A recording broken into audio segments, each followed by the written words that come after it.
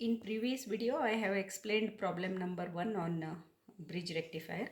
In today's class, I am going to explain the second problem from Boyle Street Electronic Devices and Circuit Theory book. So the question is, in bridge rectifier circuit, the peak secondary voltage is 80 volts and the load resistance is 500 ohm.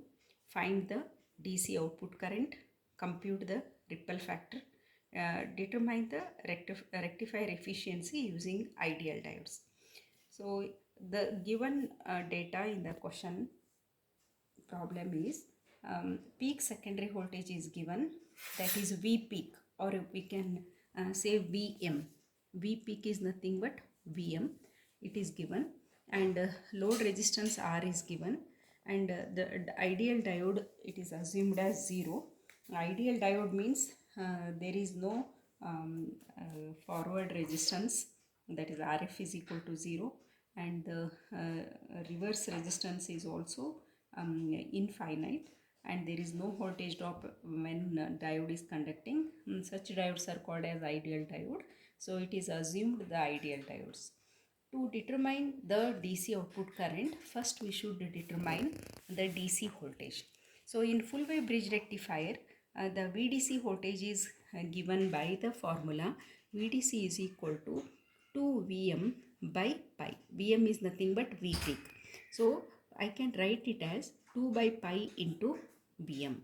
2 by pi is 0.636 and Vm is, that is V peak. V peak is given in the question 18 volts. So substitute 18 volts, I will get 0.636 into 18 is 11.45 volts.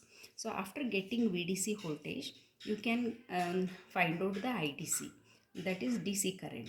So the DC current, output current is, according to the Ohm's law, it is VDC by R.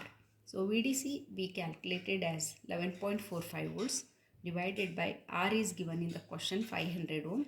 It is 0.0229 ampere, or if you convert into the milliamps, it becomes, multiply this with the 1000, it becomes 22.9 milliamps. Next question, to compute the ripple factor, I am going to use the formula for full wave bridge rectifier. Ripple factor equal to square root of Vrms by Vdc whole square minus 1. So from this, first we should find Vrms, and Vdc already we have calculated, and we will substitute this. Vrms is equal to, it is Vm by root 2. Vrms is Vm or V peak by root 2.